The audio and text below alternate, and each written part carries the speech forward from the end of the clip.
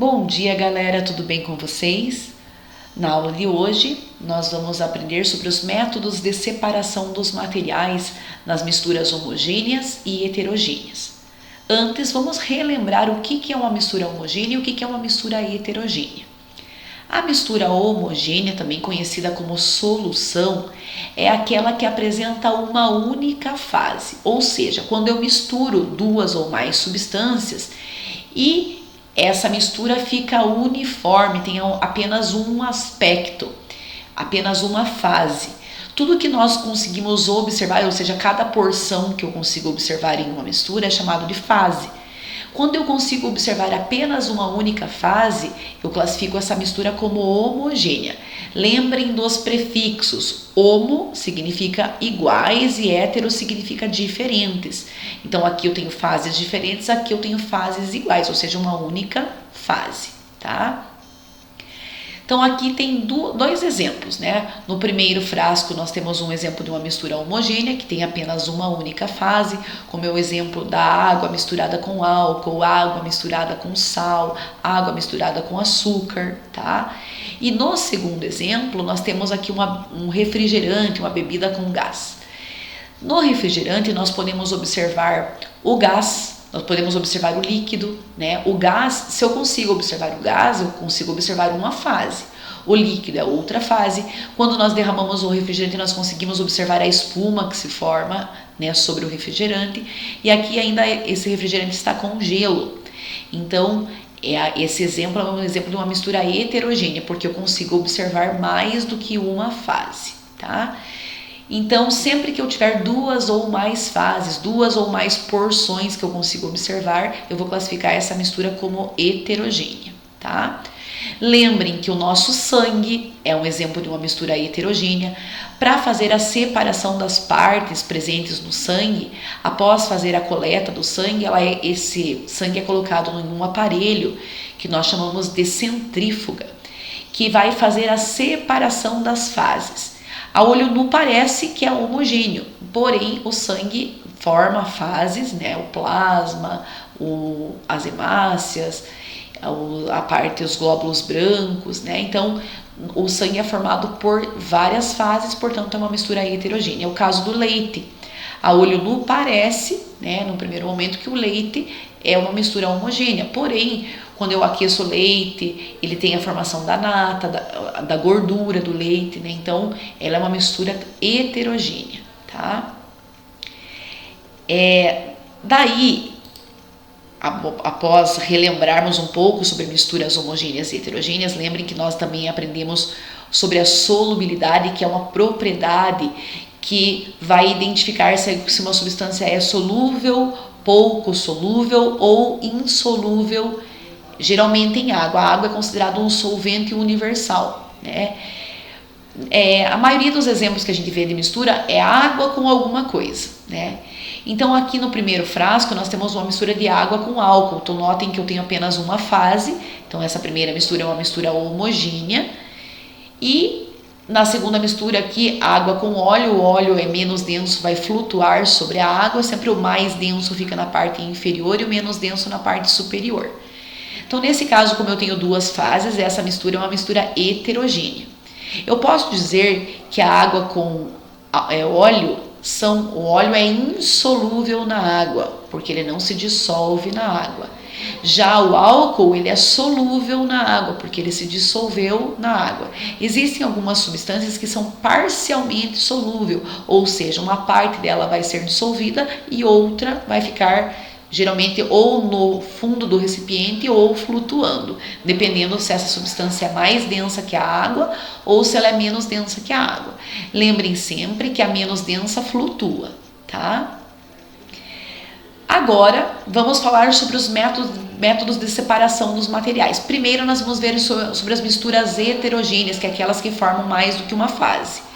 Então, aqui, no primeiro, eu coloquei sobre a sedimentação. O que é sedimentar? Quando nós misturamos água com areia, no primeiro momento, a areia fica aqui meio misturada com a água, uma parte dela, né? Alguns alguns flocos da areia ficam aqui misturados na água, porém se eu deixar esse frasco parado, a areia vai se depositar lá no fundo do recipiente, porque ela é mais densa. Então, quando eu preciso deixar um recipiente parado, para que, pela ação da força da gravidade, ocorra essa separação da substância mais densa e da menos densa, ou seja, da separação das fases, nós chamamos essa separação de sedimentação. Então, a sedimentação ocorre a separação pela força da gravidade, certo? E sempre lembrando que o mais denso vai ficar depositado no fundo do recipiente. No segundo exemplo, temos o exemplo da decantação. O que é decantação?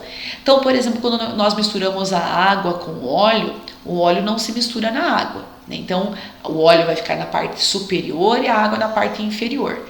Nós podemos, utilizando um aparelho de laboratório que se chama de funil de decantação, retirar a água. O funil de decantação tem uma espécie de uma torneirinha que eu já vou mostrar para vocês.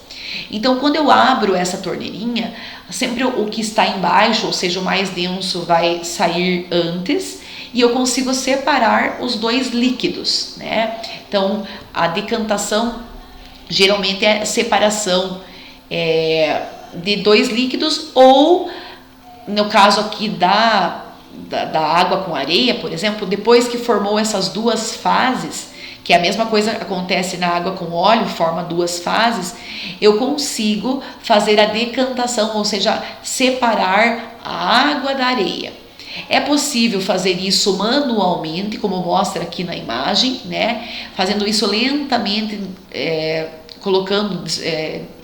despejando essa água lentamente, sem agitar o frasco, porque se eu agitar eu vou voltar lá na fase inicial.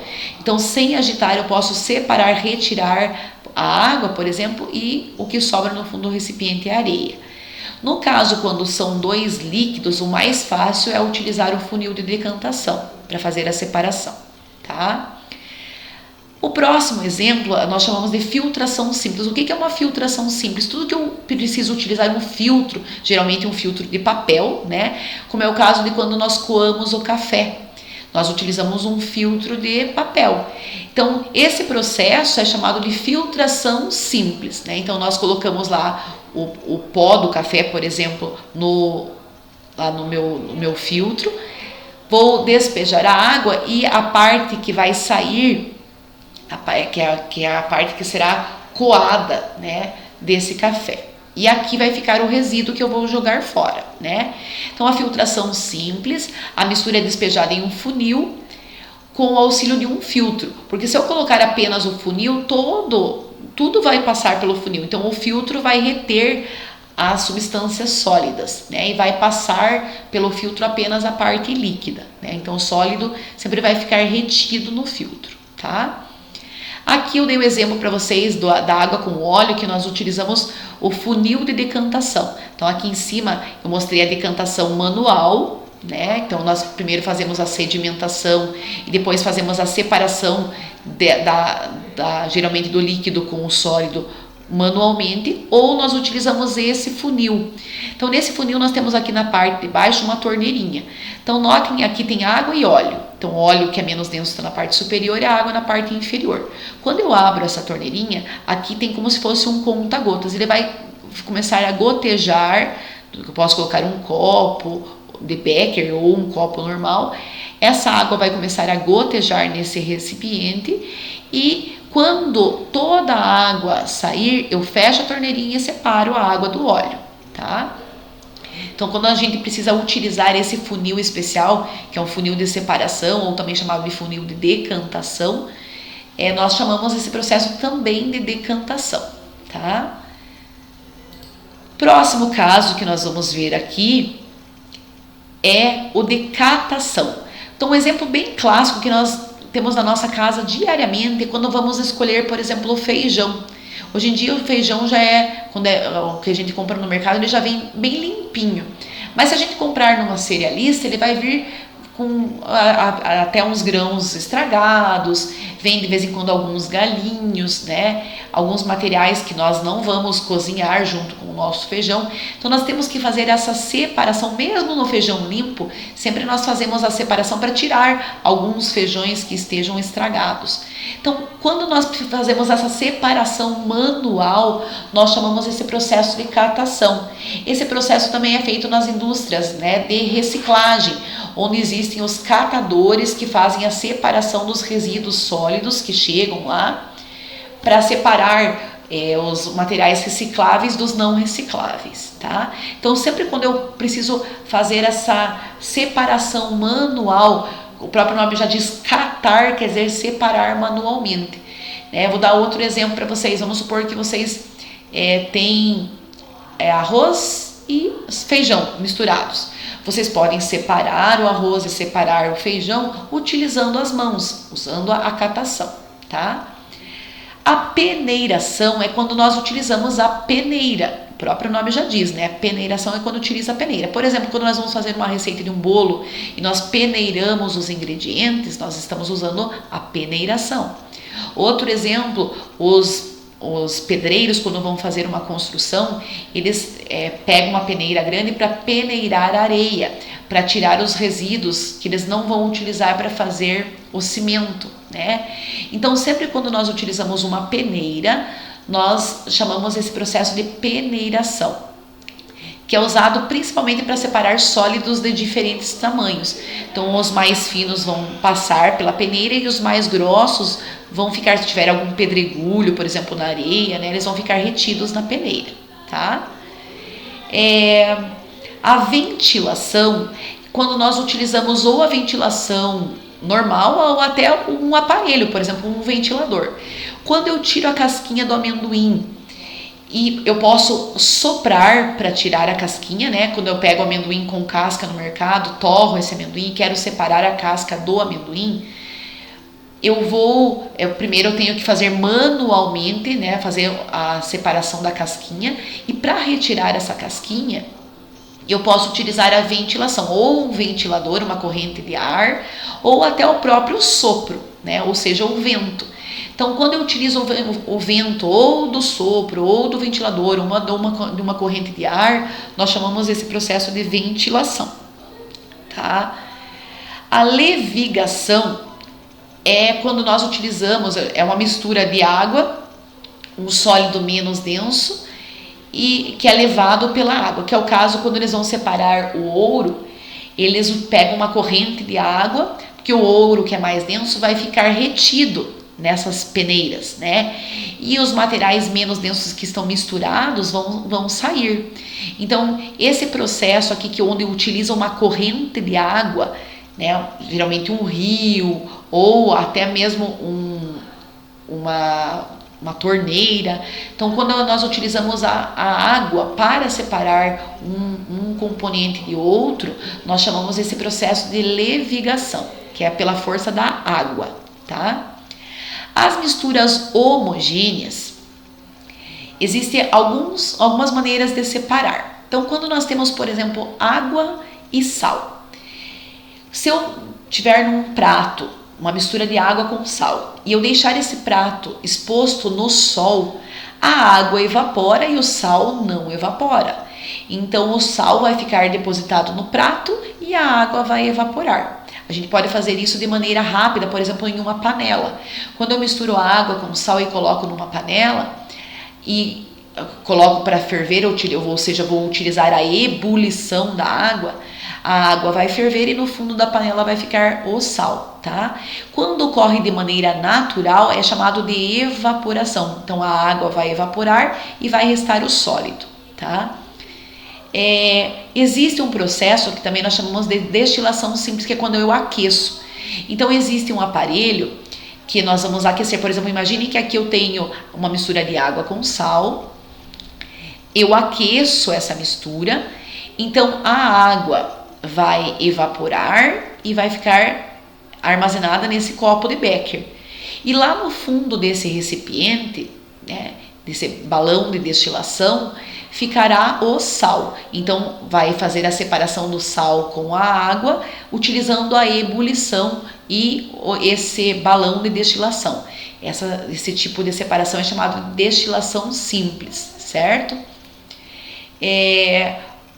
A destilação fracionada é utilizada nas torres de fracionamento do petróleo. Então, quando é extraído o petróleo, ele é levado para a indústria, onde lá ele será aquecido e dele serão extraídos inúmeros componentes.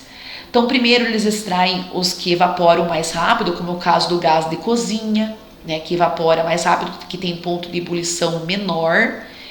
E depois eles vão extraindo outros componentes do petróleo que tem ponto de ebulição diferente. Então, por que é chamado de destilação fracionada? Porque nós vamos ter várias frações, várias camadas, vários componentes que eu posso retirar do petróleo.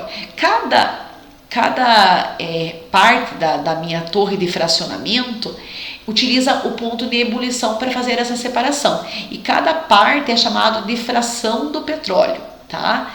Então, para separar o petróleo, nós utilizamos essa coluna de fracionamento, que eu já vou mostrar para vocês, que utiliza o ponto de ebulição para fazer a separação dos diversas substâncias que estão presentes no petróleo, como é o caso da gasolina, do diesel, do gás de cozinha, do xisto bituminoso, que é como se fosse o refúgio do petróleo, né, que é o que sobra, que é usado para fazer asfalto.